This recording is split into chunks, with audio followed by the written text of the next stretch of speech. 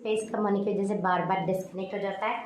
तो आप भी बिल्कुल इस समय में सनातन धर्म के सबसे बड़े दुश्मन इन जैसे संत हैं। मैं हर संत की बात नहीं कर रही कि हर संत इन जैसे होंगे, लेकिन इन जैसे संत जो चाहते हैं कि सिर्फ हम जागृत रहें, हमसे जुड़े हुए हर किसी को हम डाउन कर देंगे। क्योंकि आप किसी पर तंत्र कर दिया, किसी पर शक्ति छोड़ दी, किसी पर कुछ भी चीज़ें छोड़ दी, प्रेत व्रेत जाके किसी चक्र से चिपक गया, किसी चक्र को कोई भी यक्षिणी पिशाचिनी कुछ भी छोड़ दिया। क्योंकि इन लोगों ने तो पूरा शमशान साधा हुआ है। जो चीज़ें मुझे पहले नहीं पता थी, जो चीज़ें दुनिया को भी नहीं पता, दुनिया के सामने ये बता रहे हैं कि हम ब्रह्म ज्ञानी, हम ब्रह्म ज्ञान बोल रहे हैं, अंदर से ये लोग तांत्रिक हैं या इन्होंने तांत्रिक पाल रखे। इसीलिए इनके साथ बड़े बड़े नेता लोग भी इनके पैर छू के आ जाते हैं, क्योंकि नेता लोग भी इनसे तंत्र करवाते हैं।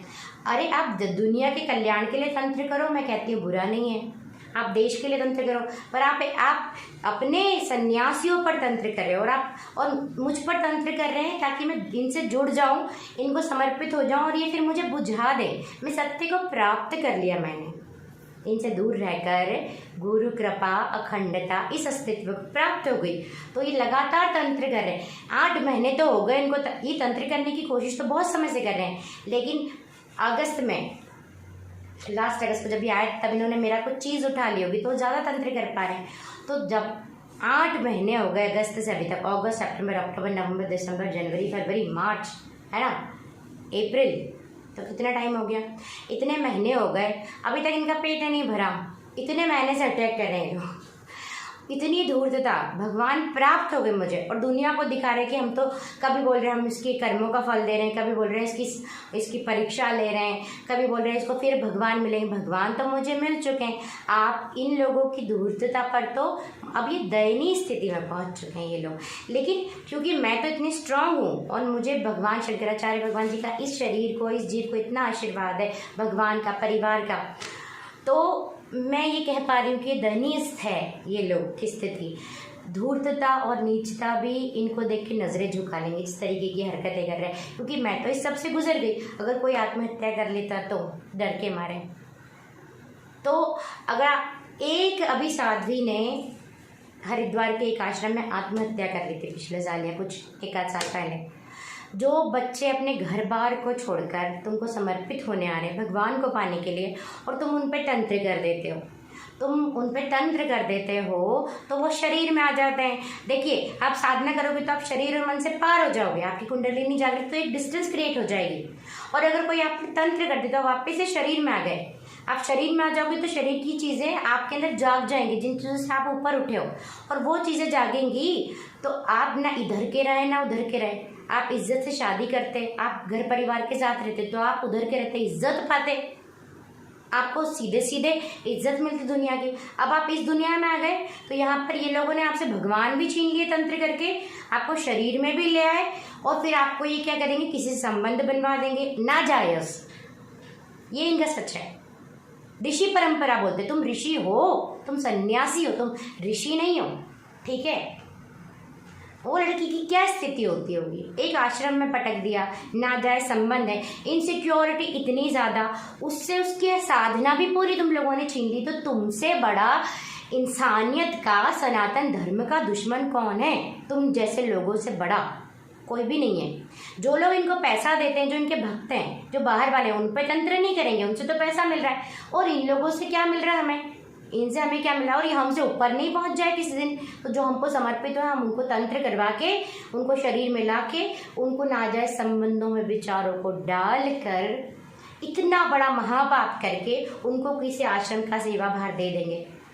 इतना बड़ा पाप है ये, इतना बड़ा पाप है। सभी संत नहीं ऐसा करते, पर जो संत ऐसा करते हैं मैं उनकी कड़ी निंदा और उनका कड़ा विरोध यहाँ सामने खड़े होकर करती हूँ मैं, चाहे इस शरीर को मौत आ जाए।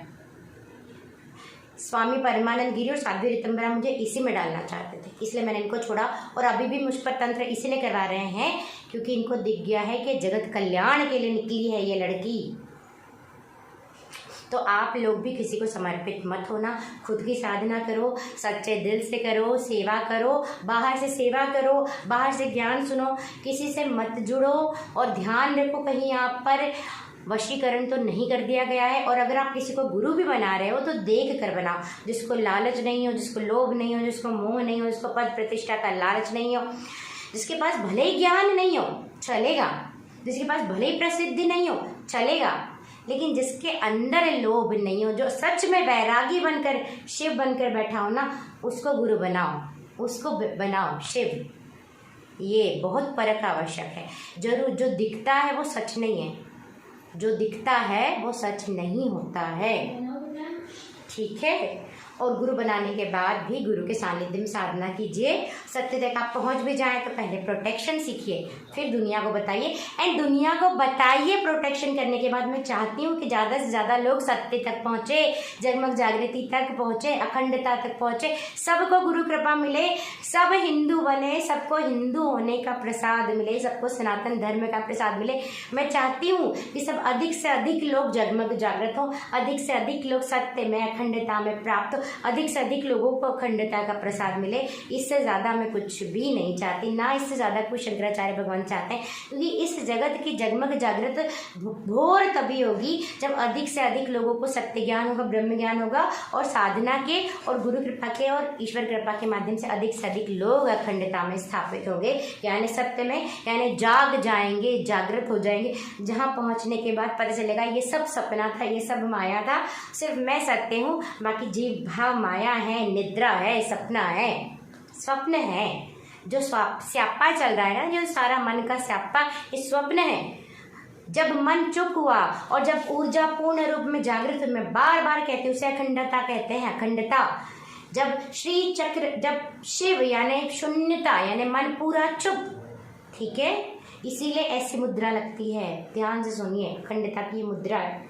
स्वामी परमानंद गिरी ऐसा करके डालते हैं। मुझे पहले नहीं पता, जब मुझे मिला तब मुझे पता चला कि इसका मतलब है अखंडता, सत्य की अवस्था। और इनका फंडा है सिर्फ हम पहुँचे, हम सत्य में स्थापित रहें, साध्वी ऋतंबरा रहे, हमारे 1 2 3 महामंडलेश्वर रहें, बाकी सब पे इनके भक्तों को, इनके, और जो लोग इनके हिसाब से चले, यानी जो लोग जगत कल्याण नहीं करे, चुपचाप होकर किसी आश्रम में पड़े रहे, उनको ये लोग जागृत रहने देंगे। क्यों क्यों क्यों नहीं अधिक से अधिक लोग जागृत हो? क्यों नहीं अधिक से अधिक लोग? एक शिक्षक को खुशी तब होती जब उसका शिष्य उससे भी आगे निकल जाए, वो सच्चा शिक्षक होता है। अगर जब मैं दुनिया को देने निकलूंगी, मुझे खुशी होगी कोई मुझसे आगे निकल जाए और अधिक से अधिक बड़ी जोत बने और दुनिया में जोत जगाए। ये बात कौन जगा रहा है उसकी नहीं है, ये सिर्फ इंस्ट्रूमेंट है। ज़्यादा से ज़्यादा इंस्ट्रूमेंट होने चाहिए। अगर अंधियारा है तो दिए अधिक से अधिक होने चाहिए, और अगर किसी में ईर्ष्या होगी, किसी में लोभ होगा, तो वो जाएगा सिर्फ ये दिया रहे, ये दिया जागृत रहे, बाकी सब इसकी चरण में आके बैठे रहे। ये पाप है, ये महापाप है। इसको तुम किसी भी आवरण में उड़ा लो, किसी भी आवरण से ओढ़ लो कि हम तो तुम्हारी परीक्षा ले रहे हैं, तो तुम्हें तो तुम्हारे कर्मों का फल दे रहे हैं। बात ये सच नहीं है। बात सिर्फ ये सच है कि मैं रहना चाहिए, बाकी तुमको रहो तो मेरे गुलाम बन के रहो। ये बहुत बड़ा पाप है। अभी भी समय है, अपने आप को सुधारिए। परमानंद गिरी और साध्वी ऋतंबरा। और सत्य या साधुता व्यवहारिकता से नहीं चलती। ये कहते हैं कि हमारे गुरु बोलते हैं व्यवहार अच्छा होना चाहिए, ये होना चाहिए, वो होना चाहिए। साधुता और व्यवहार का कोई संबंध ही नहीं। साधु सच्चा बोलेगा, उसको क्या मतलब है तुम्हें अच्छा लगा बुरा लगा, वो सच बोलेगा, वो मुंह पर बोलेगा, वो चमचागिरी नहीं करेगा, वो चाटुकारिता नहीं करेगा, वो छल नहीं करेगा, वो सच बोलेगा। उसको संस्कारी होने की आवश्यकता नहीं है, उसको सच बोलने की आवश्यकता है। सिर्फ और सिर्फ व्यवहार और साधुता साथ में नहीं चलती है, ठीक है। सच और साधुता साथ में चलता है।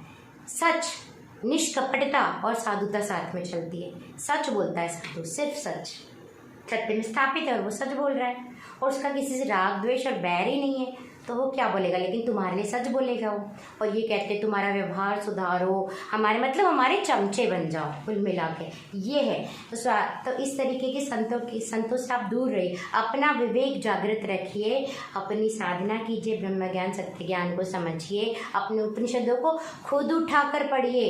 हिंदू होने का अर्थ ही है वेदांत केसरी होना, यानी वेदांत का सिंह होना, जिसे कोई भय नहीं है, ना मृत्यु का भय है, ना मोह है, जो न्याय प्रिय है। चाहे वो माता हो, पिता हो, बेटा हो, पत्नी हो, पति हो, या चाहे कोई दूर का रिश्तेदार हो, दूर का, या कोई अनजान हो। अनजान सही होगा, बेटी गलत होगी तो अनजान का साथ दूंगा मैं। हमने देखा हमारी अहिल्या बाई ने अपने पुत्र को मरवा दिया, वहाँ मोह नहीं था, न्याय था। तो जब हम वेदांत केसरी हो जाते हैं, जब अपने उपनिषदों के ज्ञान से अलंकृत हमारा मन हो जाता है, सत्य के भगवान के रंग में हमारा अंतःकरण यानी हमारा मन रंग जाता है, जब हम सत्य को प्राप्त हो जाते हैं, तब हम हो जाते हैं सिंह, वेदांत केसरी यानी वेदांत के सिंह।